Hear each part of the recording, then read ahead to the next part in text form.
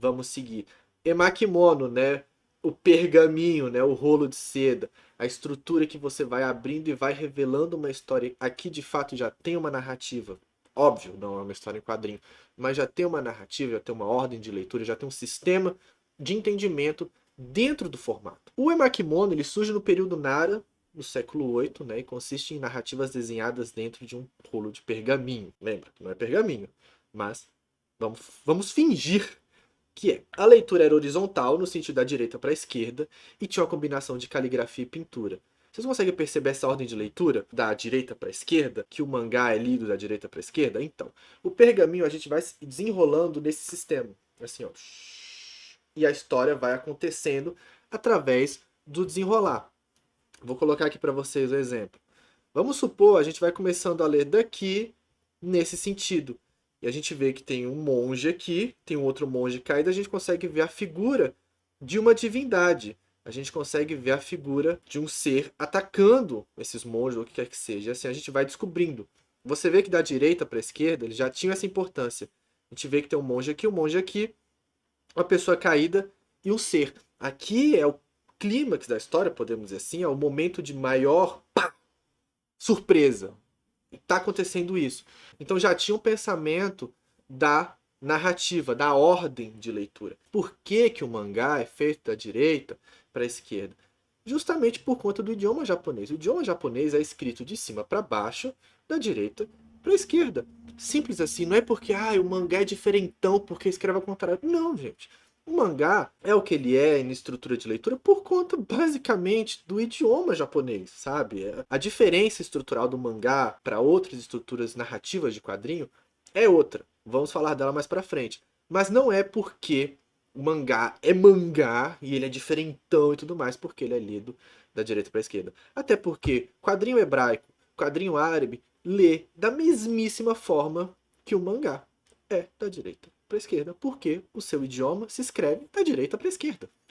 O que era mais publicado, o que era mais feito desse tipo de material, eram os romances, os épicos e histórias sobre lendas, né? Então, criaturas folclóricas, yokais, histórias de fantasmas, romances, essas coisas, eram feitas nesse tipo de rolo, né? O conto de Genji é um desses sistemas, né? Depois, o conto de Genji é escrito, normalmente não tem advento de desenho, mas depois vão ter adaptações que tem o desenho junto com o texto, a união de texto e imagem que é algo principal, algo sine qua non das histórias em quadrinhos. Não há uma história em quadrinho sem texto, tá? Existe história em quadrinho sem texto, assim como não existe quadrinho sem imagem.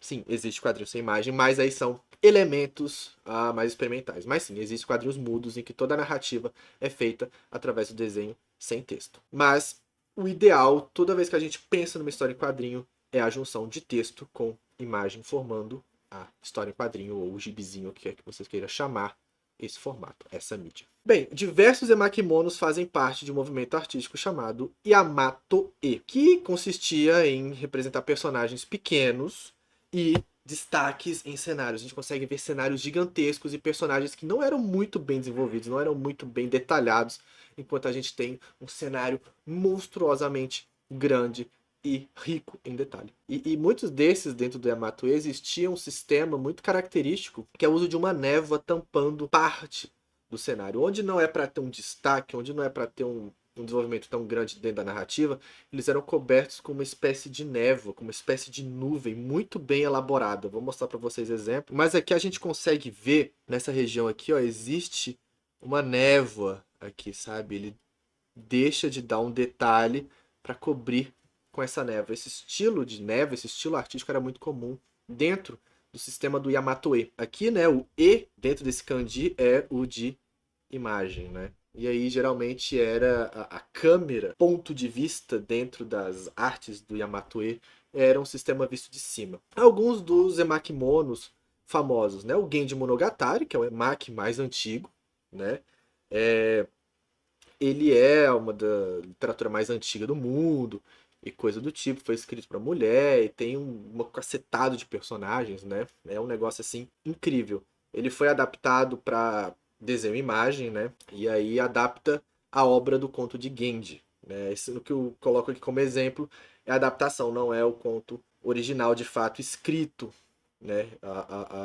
sem o advento de imagens. O Nezami Monogatari, que é um dos mais velhos emakimonos preservados, né, conta a história de uma cortesã que se relaciona com membros da corte imperial de Kyoto, que também é uma adaptação de um livro chamado Yoru no Nezame, do século XI. Gakizoshi não é um livro específico, mas sim histórias de fantasmas famintos, né? Essas histórias folclóricas aí de fantasmas e criaturas mitológicas, que é muito comum até hoje no Japão. Então já tinha aí um gênero, já tinha aí um estilo de literatura, um estilo de apreciação artística de fantasmas famintos, de yokais e tudo mais. E outro, que é muito importante para a nossa discussão aqui acerca do mangá, que é o Choujou Jinbutsu Giga, que é o emakimono de animais antropomorfizados e de comédia e tudo mais. E aí a gente consegue, né, dentro daquela lógica de criar fios narrativos, de criar fios, linhas que ligam o sistema, a gente pode colocar aí que foi um dos pioneiros a influenciar os mangás, principalmente aqueles mangás que no começo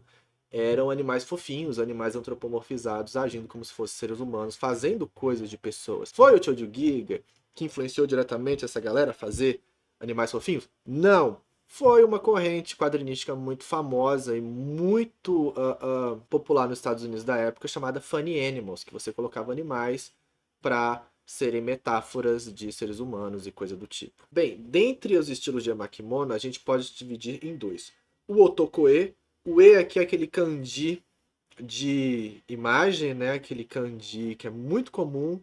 Emakimono, ó, o E do emakimono é de desenho. Yamato-e é de desenho. Ukiyo-e é de desenho, que é diferente do Ga, que é outro sistema. Mas vários estilos artísticos dessa época, né? Vamos ver como Sumo-e, Yakusha-e, que usam o mesmo kanji do E de imagem, de ilustração, de desenho, que é diferente do Ga, que tem no mangá e etc. A língua japonesa é riquíssima nesses detalhes, mas vamos lá. Otoko-e e Ona-e. Otokoe era um estilo associado ao masculino. Se você fosse ler os emakimonos dentro do gênero, dentro do estilo Otokoe, você ia encontrar histórias de combate, histórias de guerra, né, e batalhas. O estilo de desenho do Otokoe era monocromático e tinha maior destaque para caligrafia. Dentro do Otokoe tem um sistema que é o Nara-e, que é diferente do Yamato-e. O Nara-e já tem um foco mais no público, um foco mais na coisa de fora do personagem em si do que propriamente do cenário, que era diferente do Yamato-e que está dentro do Ona-e. E o que é o Ona-e? Em tradução livre, Otoko é homem. Né? A escrita japonesa do Otokoe é o kanji de homem, de Otoko, e E do emakimono, de imagem e tudo mais. E o Ona-e é o kanji de mulher com imagens femininas. Então o Ona-e é uma imagem voltada, é um estilo de desenho voltado para o público feminino.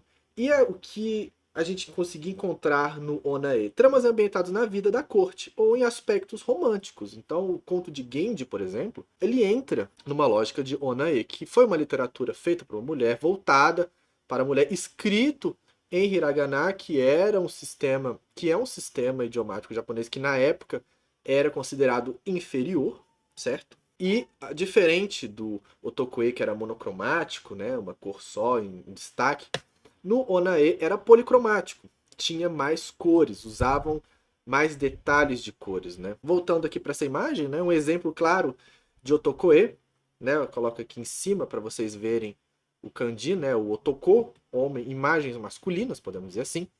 A gente vê que não tem muitas cores, é um preto, há uns detalhes aqui de vermelho ou alaranjado, mas o enfoque aqui, né, não é nada muito focado em cores. Essa imagem aqui é do século XIII, por um artista anônimo, e a diferença do Ona-e, a gente já consegue ver preto, verde, vermelho, dentro da corte, dentro de uma casa, dentro de um palácio e coisa do tipo. A gente consegue ver detalhes aqui da natureza, uma árvore com flores, um cachorro aqui, é algo mais dentro do cosmos imperial. Aqui é uma foto do emakimono do Nezame Monogatari, que eu falei, né? A gente consegue ver aqui a parte caligráfica, né? A parte da caligrafia, da escrita, uns detalhes aqui para o ambiente.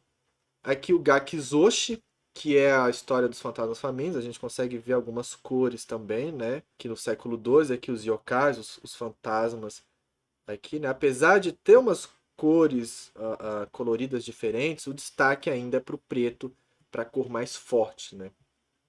Aqui está dentro da classificação do Otokue, né? Aqui eu estou mostrando para vocês o emakimono completo de uma história. Vem a parte da caligrafia, vem a parte da escrita, né? Até porque é uma obra de literatura, e a gente vai sendo descrito para o que vai acontecer nessa história. E aí depois que a gente parte da descrição, né, a gente vai abrindo o rolo, a gente vai vendo as cenas que foram descritas no texto. A gente vai vendo a cena do que foi dito. Né? Essa história aqui é o Ippen Shounin Eden, que está no Museu Nacional de Tóquio, ele é de 1299, ou seja, já no finalzinho do século XIII. Aqui é um close, né, mostrando para vocês o que acontece. É um close de uma dessa parte, que eu acredito que seja essa parte.